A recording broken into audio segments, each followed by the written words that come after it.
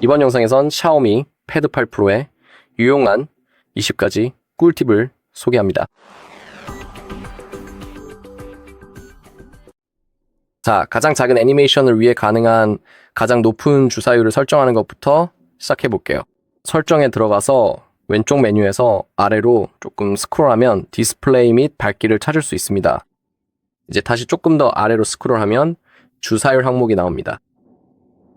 현재는 사용자 지정으로 설정되어 있습니다. 하지만 몇 가지 모드가 더 있는데 주사율을 클릭하면 60, 90, 그리고 최대 144까지 선택할 수 있습니다. 제가 현재 사용하고 있는 모드가 바로 이겁니다.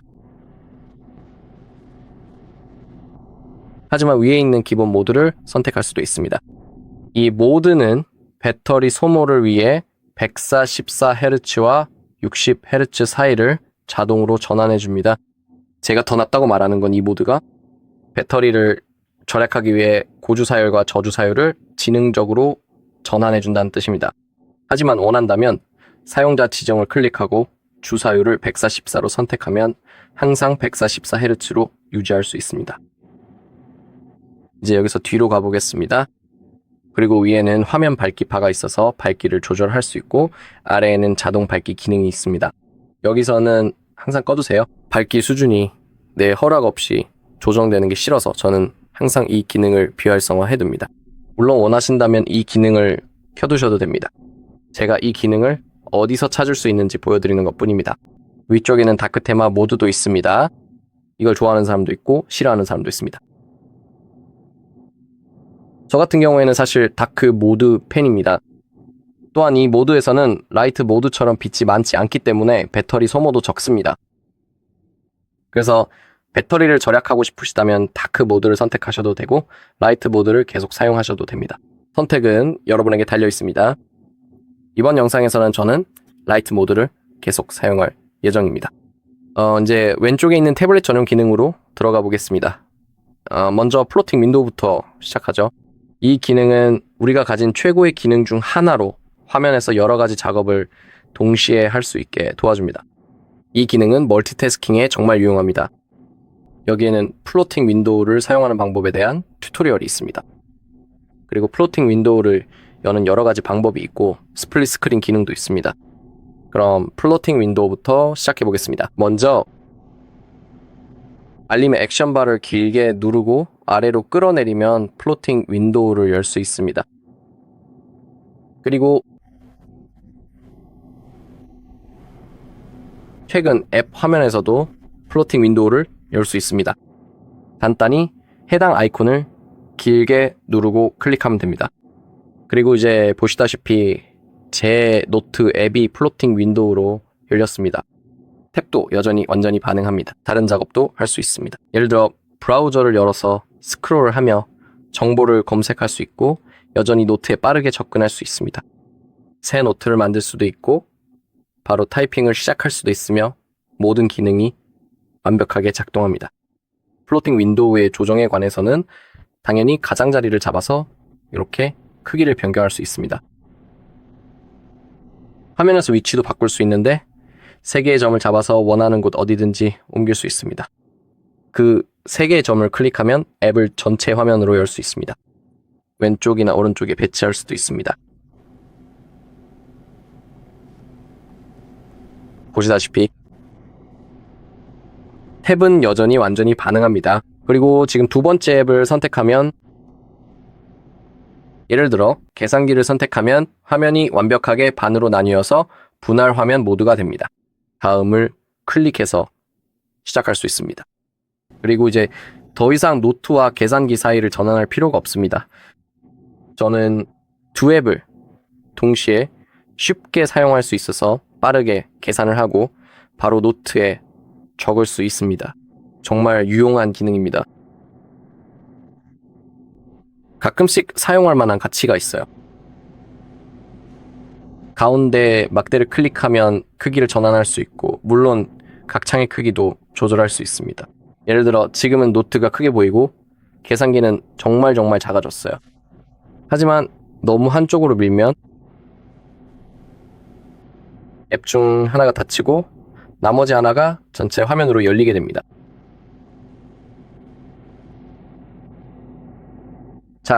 만약 앱이 전체 화면으로 열려 있다면 이렇게 아래쪽으로 슬라이드하면 플로팅 창으로 열립니다. 사실 여러 개의 플로팅 창을 열어볼게요. 지금 다른 앱도 하나 더 열어보죠. 예를 들어 계산기를 열면 동시에 화면에 여러 개의 플로팅 창을 띄울 수 있다는 걸 볼 수 있습니다. 이렇게 해서 그 모드를 사용할 수 있습니다. 또한 창을 최소화해서 화면 가장자리에 붙여둘 수도 있습니다. 이제 미니 플로팅 창이 생겼습니다. 그리고 잠시 시간이 흐른 몇 초 후에는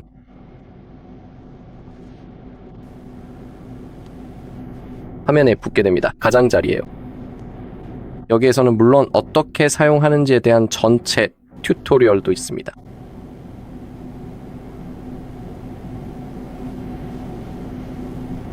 앱을 빠르게 가장자리로 슬라이드하면 최소화됩니다. 이제 회색으로 표시됩니다. 여전히 여기 있습니다. 이걸 열려면은 그냥 클릭하면 됩니다. 그리고 다시 플로팅 창을 사용할 수 있습니다. 이제 설정을 열어보겠습니다. 여기서 뒤로 가면 워크스테이션이 있습니다. 이것도 정말 멋진 기능 중 하나입니다. 여기에서 바로 활성화해야 합니다. 그리고 또한 바로 여기에서 제어 센터에 바로 가기를 추가할 수 있습니다. 간단히 편집을 클릭하면 여기 워크스테이션이 있습니다. 아니면 제가 틀리지 않았다면 자동으로 여기에 있을 거예요. 하지만 만약 여러분의 경우에는 그렇지 않다면요. 시스템 토글로 들어가서 플러스 아이콘을 눌러 이 기능을 제어 센터에 수동으로 추가할 수 있습니다.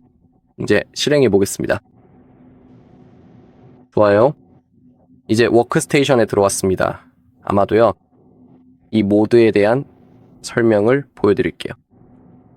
도크에 있는 앱 아이콘을 탭하면 앱이 플로팅 윈도우로 열립니다. 제어 센터에서 워크스테이션 모드를 켜고 끌 수 있습니다. 이제 기본적으로 워크스테이션 모드가 활성화되면 우리가 탭하는 모든 앱이 플로팅 윈도우로 열리게 됩니다. 이제 설정 앱을 열었습니다. 이제 노트 앱도 열었습니다. 이제 메시지 앱도 열었습니다. 이제 계산기도 열었으니 마치 미니 컴퓨터 같네요. 이렇게 여러 앱을 동시에 열 수 있고 각각이 플로팅 윈도우로 열립니다. 그래서 우리만의 워크스테이션을 만들 수 있습니다. 예를 들어 이런 식으로요.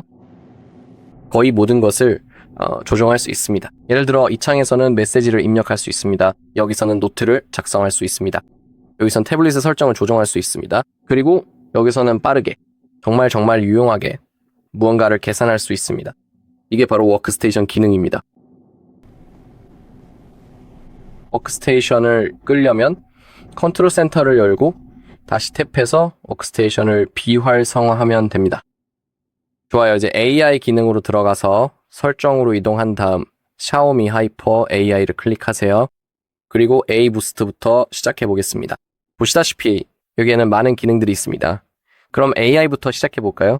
AI 라이팅에서는 간단한 설명이 나와 있습니다. AI 라이팅은 텍스트를 정리하고 개선하는 데 도움을 줍니다. 다음과 같은 방법으로 사용할 수 있습니다. 긴 글에서 핵심 정보를 빠르게 추출하려면 텍스트 요약, 짧은 메모를 더 풍부하게 만들려면 텍스트 확장, 표현을 더 매끄럽게 다듬으려면 텍스트 다듬기, 그리고 맞춤법과 문법을 확인할 수 있습니다. 사용 방법은 노트를 열고 오른쪽 하단의 플러스 버튼 누른 다음 노트를 생성하고 연필 아이콘을 눌러 시작하면 됩니다.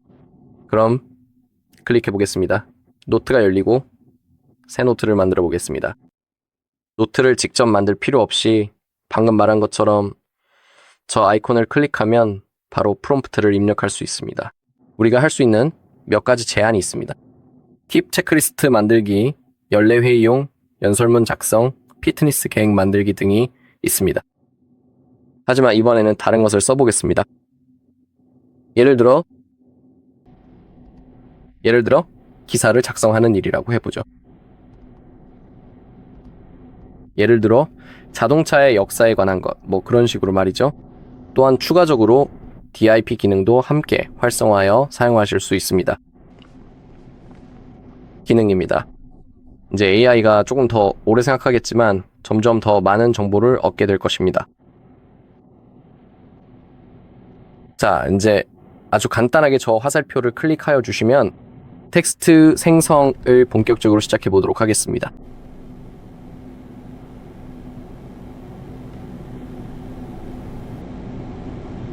좋아요.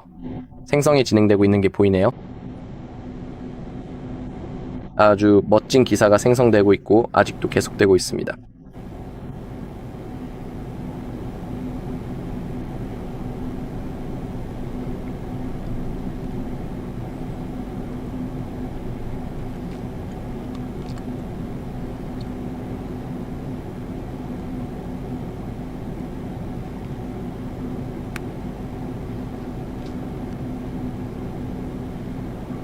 와, 생각보다 오래 걸리네요. 그래도 끝날 때까지 기다려봅시다. DIP 기능을 선택해서 그런 것 같아요. 좋아요. 이제 다시 돌아갈 수 있습니다. 전체 텍스트를 다시 쓸 수도 있고 저장하고 싶다면 간단히 완료 버튼을 클릭하면 됩니다.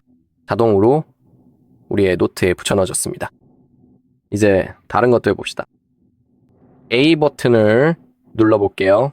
그리고 이제 한번 시도해봅시다. 아마도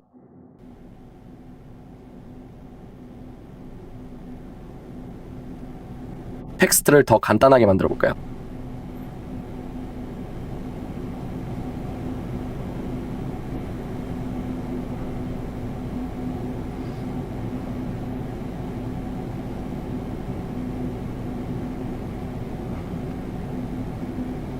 모든 것이 생성되고 있습니다.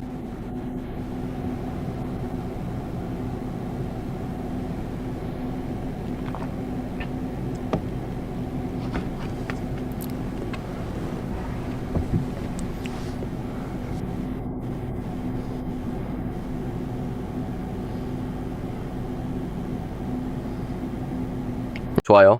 완료 버튼을 클릭할 수 있습니다. 다른 것도 시도해 봅시다. 일반적 혹은 전문적으로 간결하거나 친근하게 바꿀 수 있습니다. 전체 요약도 가능하며 짧게 줄여볼 수도 있습니다. 여기에 있는 이 글의 내용을 아주 간결하고 짧게 줄여서 정리해 주시겠어요?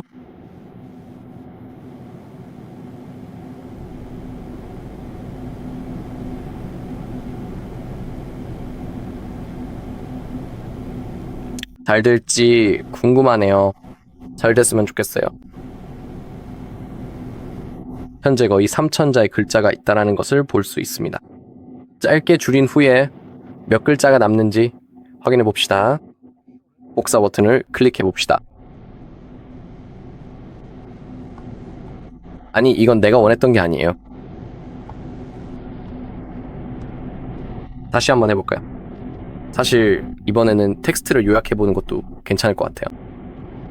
또 다른 기능입니다. 보시다시피 우리가 활용할 수 있는 것들이 정말 많아요.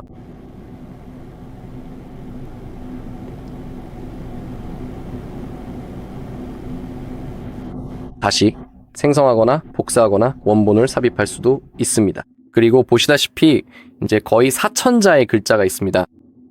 이것이 바로 AI 글쓰기 기능입니다. 꼭 한번 사용해 보시길 강력히 추천합니다. 쭉 해보시겠어요? 생산성을 정말 높여줄 수 있고 사용하기도 정말 재밌어요. 꽤 유용한 물건이네요. 좋아요. 백그라운드에서 실행 중인 프로그램들을 종료하고 다시 설정으로 들어가 보겠습니다. 그들이 내 술집에서 사라진 이유는 모르겠지만 상관없어. 자, 다시 샤오미 하이퍼 RI 이야기로 돌아가 보죠. 그게 전부는 아니니까요. 지금까지는 AI가 쓴 글이었으니 이제 바로 AI 예술로 넘어가 보겠습니다. 여기에서도 간단한 튜토리얼을 준비했습니다. Circle Art Editor. 다양한 스타일로 아름다운 이미지를 생성할 수 있고 참고 이미지를 추가하거나 생성된 이미지를 수정할 수도 있습니다. 어떻게 사용하나요? 에미 캔버스 앱을 열고 플러스 아이콘을 눌러 새로 만들기를 해야 합니다. 그럼 시작해볼까요? 초점이 왜 이러지? 좋아요. 이제 먼저 뭔가를 그려야 하니까 고양이를 그려보겠습니다. 적어도 시도는 해볼게요. 비록 제가 아직은 세계 최고의 화가라고 할 수는 없겠지만 진심을 다해 그린 만큼 모든 일이 부디 잘 되길 간절히 바라고 있습니다. 좋아요. 이제 이 연필을 선택해야 해요.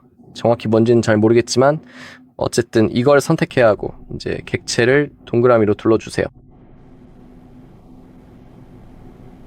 여기에서는 참고 이미지를 추가하거나 설명을 입력하고 스타일도 변경할 수 있습니다. 수채화, 3D, 카드, 애니메이션, 헤리티지, 잉크화, 레트로 애니메이션, 그리고 사이버펑크 스타일이 있습니다. 아마도 사이버펑크를 선택해볼까요? 설명도 추가할 수 있습니다. 예를 들어 고양이가 여러분께서 지금 아주 거대한 우주선 안에 조용히 앉아있다고 한번 가정을 해보도록 하겠습니다. 그리고 참고 이미지로 얼굴이나 포즈도 추가할 수 있는데 갤러리에서 가져올 수 있고 포즈도 마찬가지지만 꼭 필요한 건 아닙니다. 그리고 이제는 아무 버튼도 없으니 그냥 생성될 때까지 기다리기만 하면 됩니다. 몇 초 정도 걸릴 수 있으니 인내심을 가지고 끝날 때까지 기다려야 합니다. 그러니 계속 기다려 봅시다.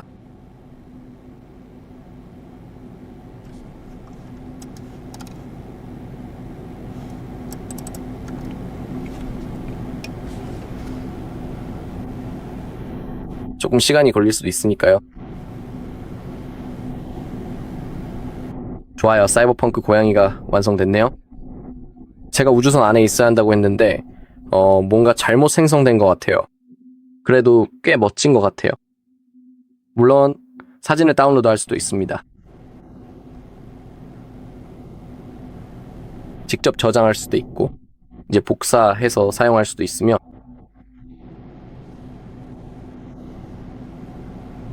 우리 그림에 간단히 붙여넣을 수도 있습니다. 크기를 조절하거나 회전시킬 수도 있어요. 그리고 또한 우리들만의 캔버스를 저장하려면 사실 너무 크네요. 정말 더 작게 만들고 싶어요. 좋아요. 저장하려면요.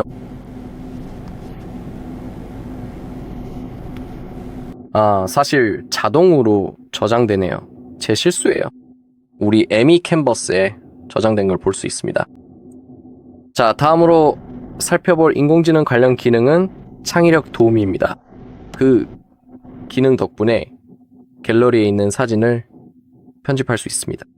그래서 저희 제품에는 울트라 HD와 같은 기능이 있습니다. 각 기능 아래에는 해당 기능에 대한 간단한 설명과 사용 방법을 알려주는 튜토리얼이 있습니다. 예를 들어 울트라 HD는 선명한 이미지를 제공하고 탭 한 번으로 미세한 디테일을 복원하며 흐릿한 사진을 생생하게 되살려줍니다. F40리,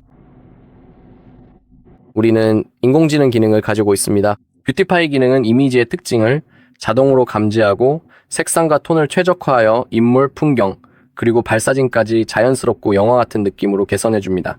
그리고 다시 한번 튜토리얼이 제공되며 AI 이미지 확장 기능도 있습니다. 이 기능은 이미지를 지능적으로 여러 비율로 확장할 수 있습니다.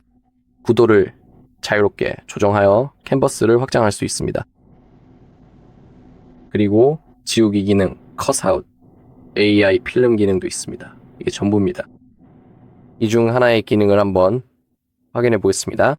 여기서 갤러리를 열어보겠습니다.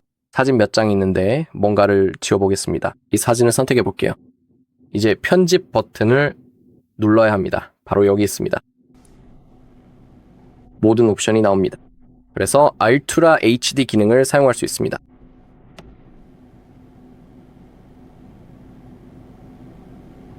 아마도 이 사진의 경우에는 사진이 그렇게 매력적으로 보이지 않을 수도 있습니다. 만약 야외 사진이거나 누군가의 사진이라면 더 좋아 보일 수도 있겠네요. 하지만 이렇게 할 수 있습니다. ULTI GD 기능을 활성화할 수 있습니다. 이 기능은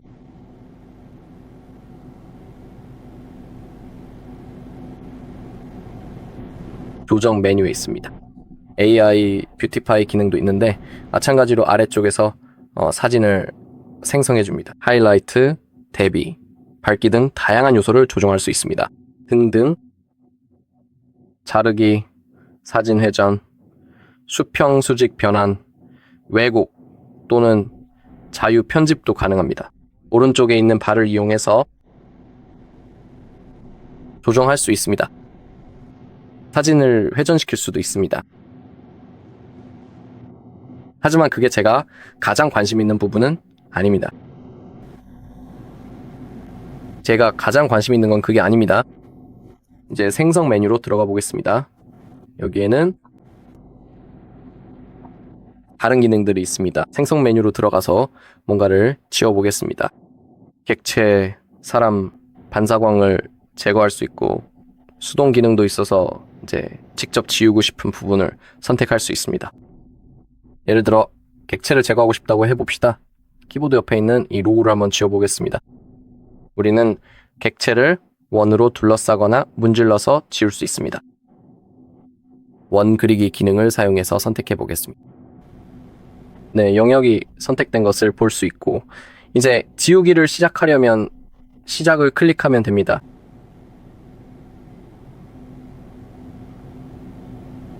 지워질 때까지 잠시 기다려야 합니다.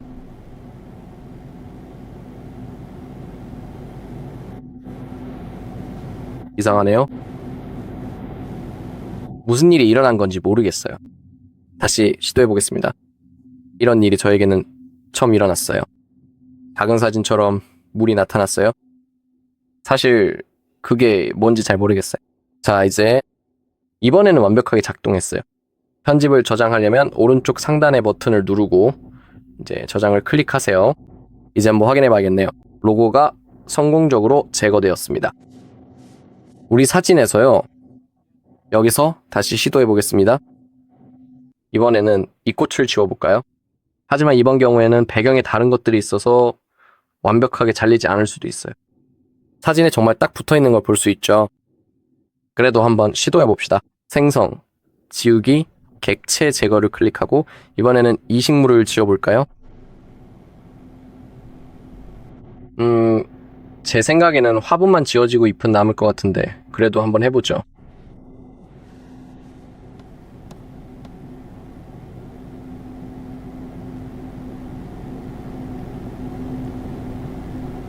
네, 예상했던 대로네요. 오, 사실 화분이 바뀌었네요. 와, 신기하네요.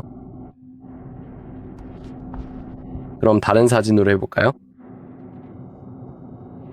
왜냐면 아까 말했듯이 너무 딱 붙어 있는 것 같아요. 좋아요. 여기에는 이 작은 패드가 있습니다. 이걸 한번 지워보죠. 다시 한번 편집, 생성, 지우기, 객체, 제거를 선택합니다. 그리고 이걸 동그라미로 표시해 볼게요. 좋아요. 이제 시작을 클릭해 봅시다. 이번 사진에서는 완벽하게 작동할 것 같아요.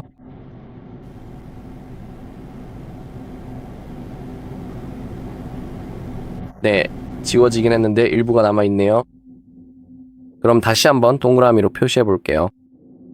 그리고 지우기를 클릭해 봅시다. 왜냐하면 아직도 일부가 남아있는 게 보이거든요. 이번에는 보시는 것처럼 네, 이번에는 아주 깨끗하게 완전히 지워졌네요. 이 상태로 내용을 저장하시려면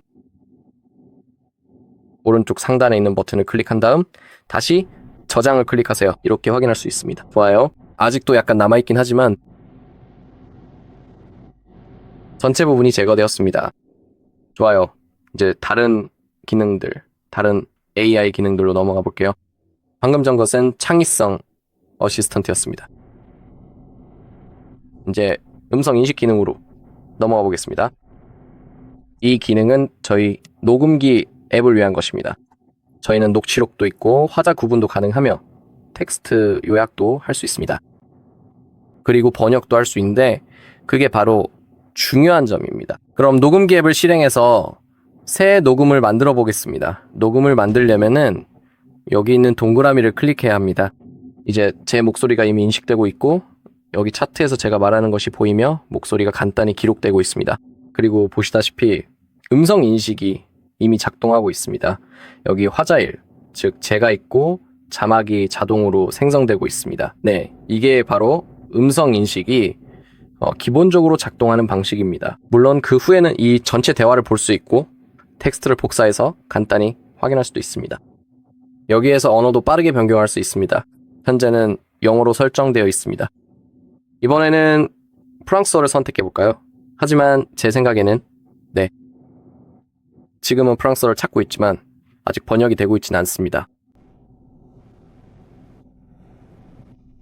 네, 알겠습니다. 다시 영어로 돌아가 보겠습니다. 녹음을 중지하려면 다시 버튼을 누르세요. 여기에 바로 저장되었습니다. 물론 재생할 수도 있고 여기에서 전체 텍스트를 볼 수 있습니다. 그 아이콘을 클릭하면 언어를 변경할 수 있습니다. 하지만 현재는 AI를 사용해서 녹음을 전사하고 요약하고 있습니다. 현재는 2%만 완료되었습니다. 오, 사실 이제 끝났네요. 새로 고침하려면 탭하세요. 이렇게 멋진 미리 보기가 있습니다. 네, 이제 번역 기능을 사용해 봅시다. 한번 시도해 볼까요? 아마도 이탈리아어를 선택해 볼까요? 오, 네트워크 오류라고 나왔네요. 이상하네요. 맞아요. 지금은 프랑스어로 해볼까요? 좋아요. 성공적으로 시도했고 지금 모든 것이 프랑스어로 번역되었습니다. 화면 상단에서는 원래의 언어를 직접 확인하실 수 있으며 바로 아래쪽에는 다음 문장이 프랑스어로 정교하게 번역되어 나타납니다. 물론 녹음을 다시 필사할 수도 있고 노트에 저장하거나 녹음을 삭제할 수도 있지만 그건 우리가 원하는 기능이 아닙니다. 그리고 물론 모두 선택해서 이렇게 복사할 수도 있습니다. 이미 잘 작동하네요. 좋아요. 그럼 이제 AI 속도 인식 기능이었습니다. 다음은 AI 번역 대화 기능입니다. 이것도 정말 유용한 기능이에요. 제 개인적인 의견으로는 정말 멋지게 작동합니다.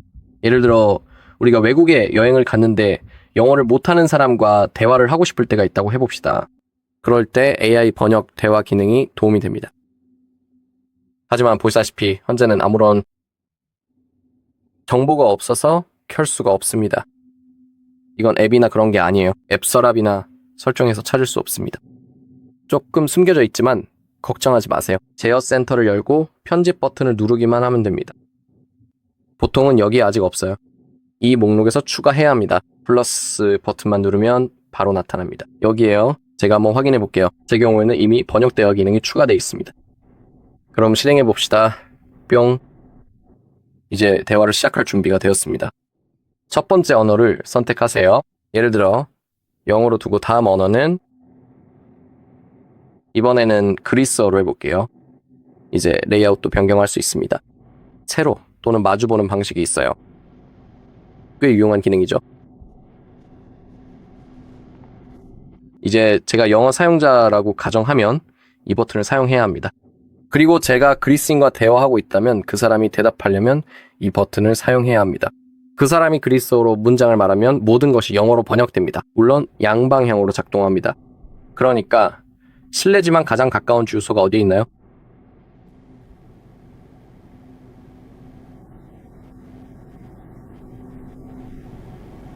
그리고 보시다시피 자동으로 텍스트를 번역해주고 음성으로도 들려줍니다. 이제 두 번째 사람이 대답할 수 있고 모든 것이 반대로도 번역됩니다. 안타깝게도 저는 그리스어를 몰라서 직접 보여드릴 수는 없지만 여러분도 이 기능이 어떻게 작동하는지 아실 거라고 생각합니다. 그리고 아마 다른 문장으로 해볼까요?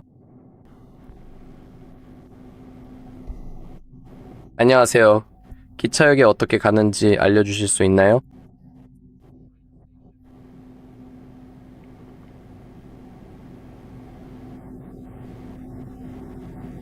기차역에요. 이렇게 작동하는 겁니다. 설정에서 번역 음성 재생을 켜거나 끌 수 있고 언어 인식 기능도 사용할 수 있습니다. 그리고 아래쪽에는 자동 번역 기능이 있어서 켜면 자동으로 번역됩니다. 번역이 끝나면 마이크가 자동으로 켜집니다. 재생 음성 톤도 선택할 수 있는데 여성 또는 남성 목소리를 고를 수 있습니다. 그리고 속도도 조절할 수 있는데 몇 가지 고정된 단계가 있습니다. 0.5, 0.75, 1배, 1.2, 5배, 1.5배, 2배 속도가 있습니다. 모든 재생, 그리고 음성톤 설정이 가능합니다.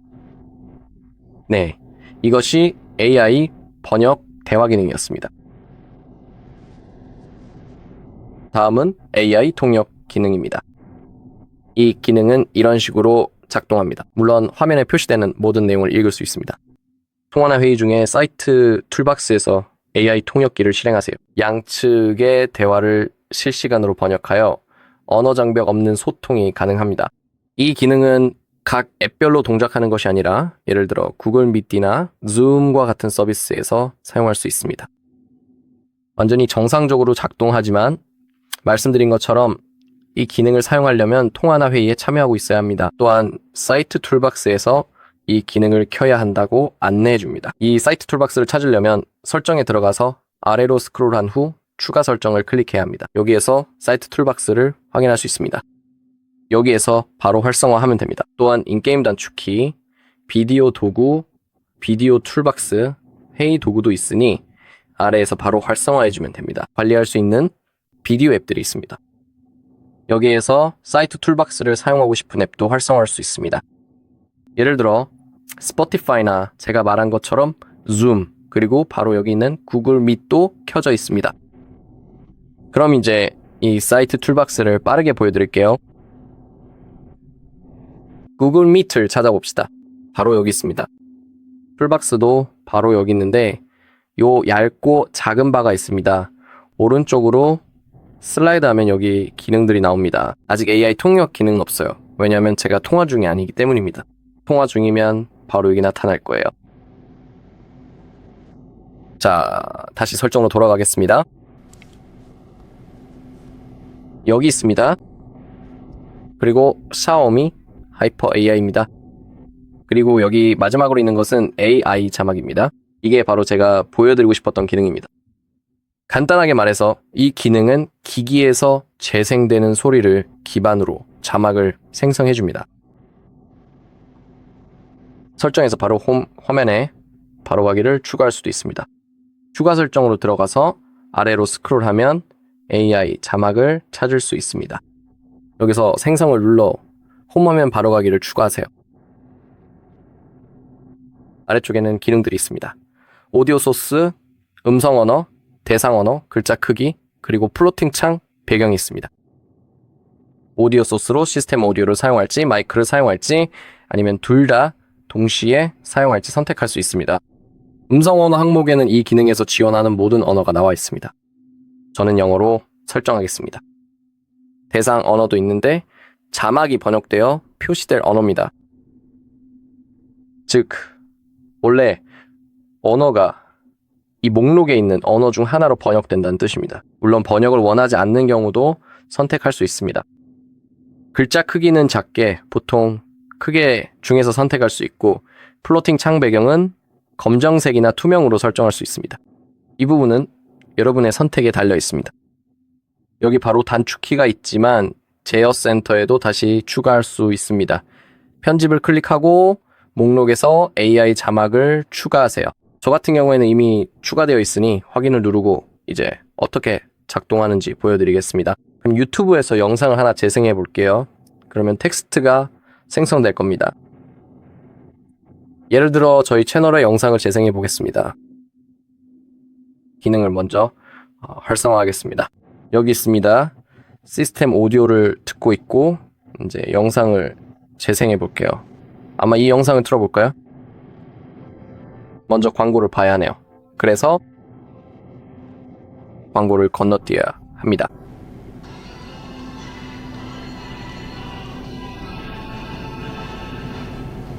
환영합니다.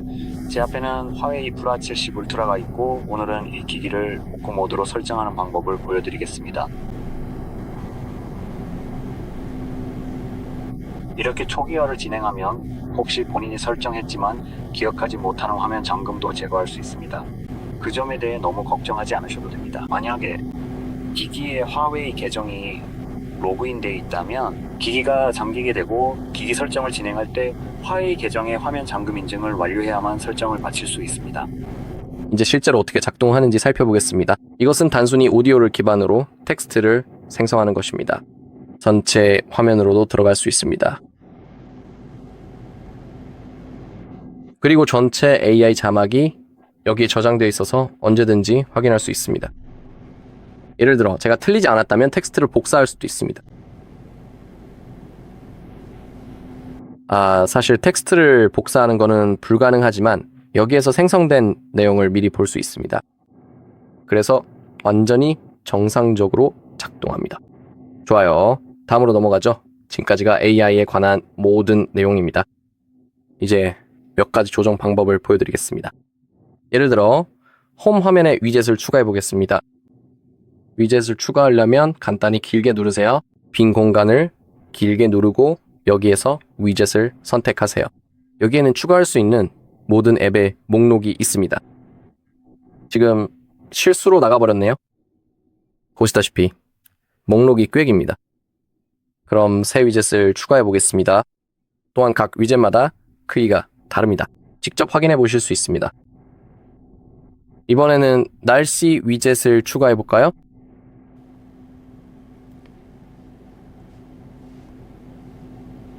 좋아요.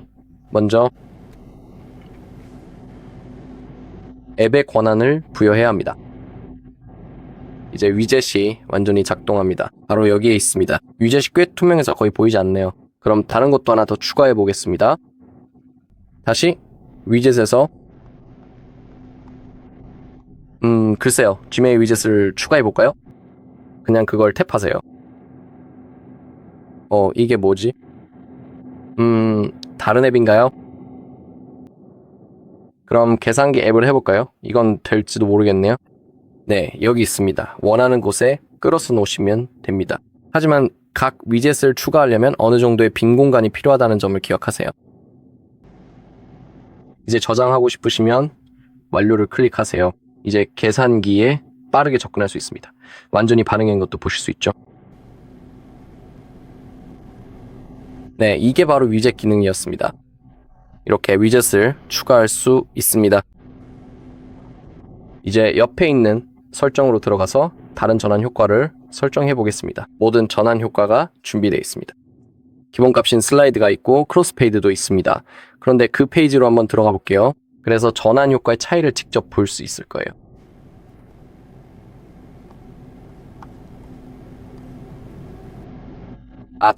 제가 실수로 그만 앱의 텍스트 설정을 꺼버리고 말았네요. 잠시만 기다려주세요. 이건 제가 원했던 게 아니에요. 전환 효과입니다. 네, 슬라이드 효과가 있습니다. 크로스페이드도 있습니다. 덤블 효과도 있습니다. 가끔 자동으로 꺼지는 게 좀 짜증나요. 왜 그런지 모르겠어요. 페이지 효과도 있습니다. 캐스케이드 효과도 있고요. 로우 레이트와 큐브 효과도 있습니다. 저장하려면 완료를 클릭하세요. 이제 전환 효과로 큐브 효과가 적용되었습니다. 이게 바로 큐브 효과의 모습입니다. 저는 이 효과로 계속 쓸 것 같아요. 다시 설정을 길게 눌러보면 설치되지 않은 앱의 셀 채우기 옵션이 있습니다. 이것도 꽤 멋진 기능이라서 활성화할 가치가 있어요. 이 기능 덕분에 무언가를 삭제하거나 화면에서 앱을 제거할 때 예를 들어 틱톡을 삭제하면 원래라면 여기에 빈 공간이 생기잖아요. 하지만 그 기능 덕분에 다른 앱 중 하나가 틱톡이 있던 자리에 자동으로 들어가서 빈 공간을 채워줍니다. 제가 직접 보여드릴게요. 한번 삭제해 보겠습니다. 보시다시피 바로 옆에 있던 두 번째 앱이 그 자리를 채우기 위해 이동했습니다. 정말 유용한 기능이에요. 이 기능은 홈 화면을 정리하는 데 도움이 됩니다. 그리고 굳이 우리가 직접 앱을 옮겨서 빈 공간을 채울 필요가 없어요. 관심이 있다면 홈 화면 레이아웃을 잠글 수도 있습니다. 이 기능을 활성화하면 홈 화면에서 아무것도 이동할 수 없게 됩니다. 레이아웃이 잠겨 있고 아무것도 이동할 수 없다는 알림이 표시될 거예요. 가끔은 이 기능이 유용한데 예를 들어 완벽한 홈 화면 레이아웃을 만들어 놓았고 실수로 변경되는 걸 원하지 않을 때가 있잖아요. 그럴 때 이 기능을 켜면 됩니다. 더보기로 들어가면 더 많은 설정을 볼 수 있습니다. 자, 이제 세 손가락 스크린샷 기능을 살펴보겠습니다. 이것도 꽤 유용한 기능인데요. 보통 스크린샷을 찍으려면 전원 버튼과 볼륨 업 또는 볼륨 다운 버튼 눌러야 하잖아요. 기기마다 다르긴 합니다. 여기서는 아마 전원 버튼과 볼륨 업 또는 볼륨 다운일 거예요. 네, 볼륨 다운이 맞네요. 통은 이렇게 스크린샷을 찍지만 사실 그렇게 찍으려면 태블릿을 저렇게 잡아야 돼서 불편하죠. 이제 세 손가락 스크린샷 기능을 보여드릴게요. 이 기능을 사용하려면 설정을 열고 추가 설정으로 들어가서 제스처 바로가기로 이동하세요. 여기에서 세 손가락 슬라이드 스크린샷 기능을 찾을 수 있습니다. 이제는 볼륨 다운과 전원 버튼을 누를 필요 없이 세 손가락으로 화면을 쓸어내리기만 하면 자동으로 스크린샷이 찍혀요. 개인적으로는 전원 버튼과 볼륨 다운을 누르는 것보다 훨씬 편한 방법이라고 생각합니다. 그냥 쓸어내리기만 하면 스크린샷이 찍힙니다. 부분 스크린샷 기능도 있습니다.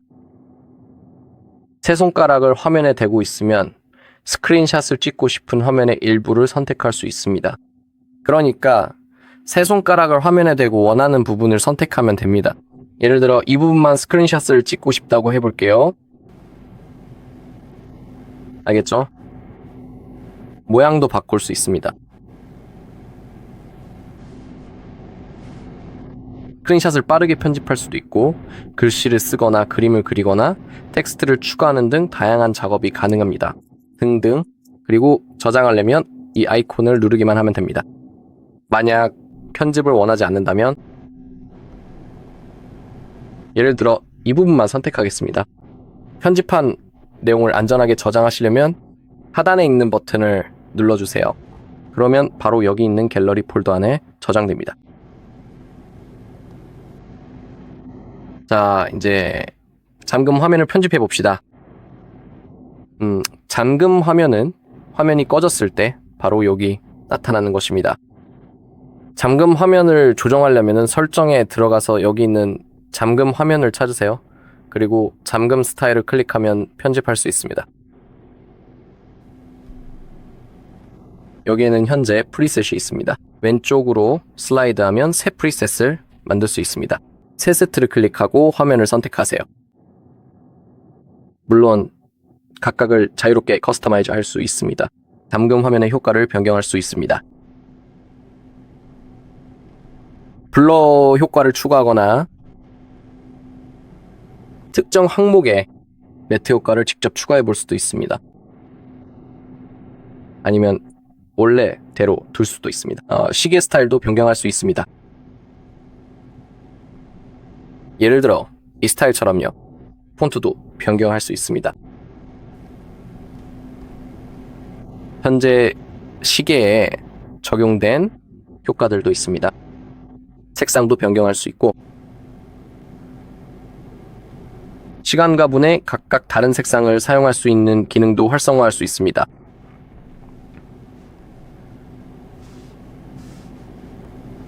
그리고 이제 새로운 잠금 화면을 방금 만들었습니다. 적용하려면 바로 여기 있는 버튼을 누르세요.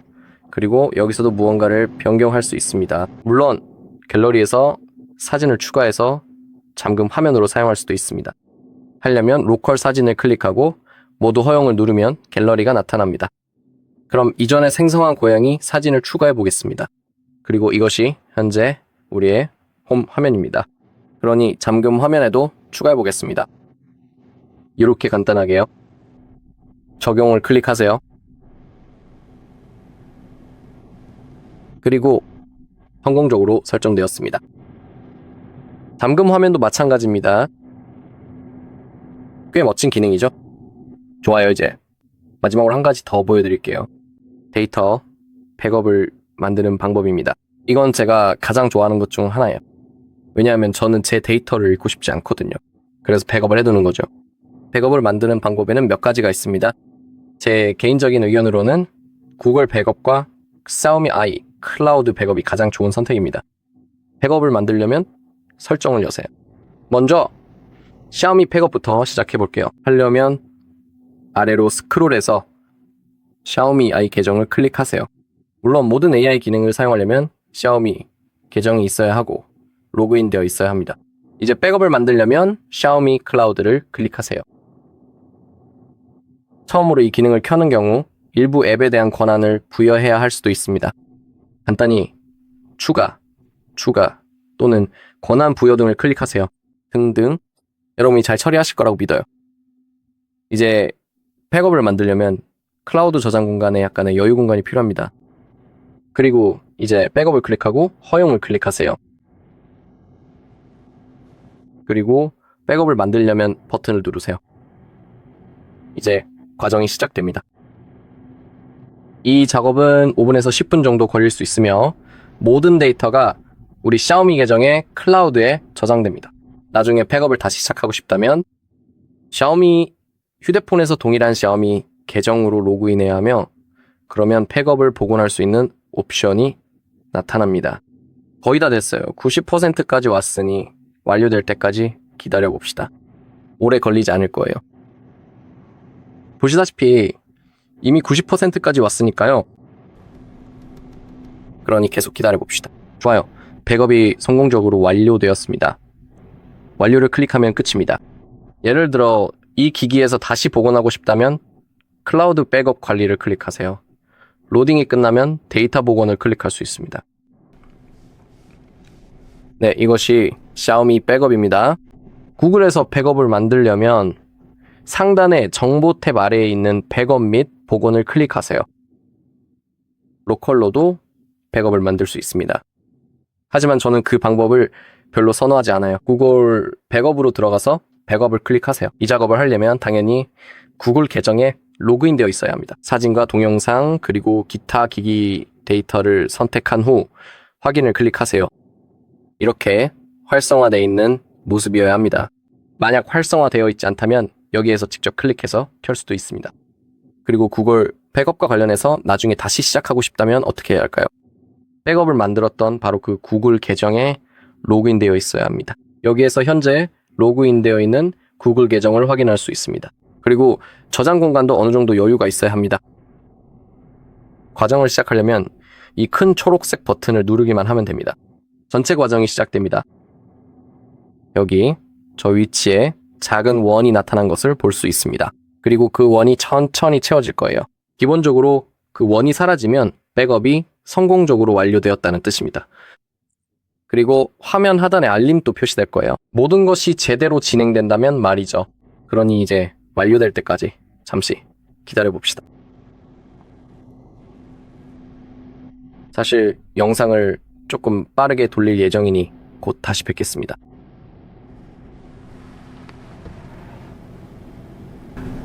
좋아요. 백업이 완료되었습니다. 다른 기기 데이터에서 1분 전에 생성된 것을 확인할 수 있습니다. 즉, 모든 데이터가 성공적으로 복사되었다는 확인입니다. 네, 이번 영상은 여기까지입니다. 시청해주셔서 감사합니다. 이 영상이 도움이 되셨다면 좋아요와 댓글, 구독 부탁드립니다.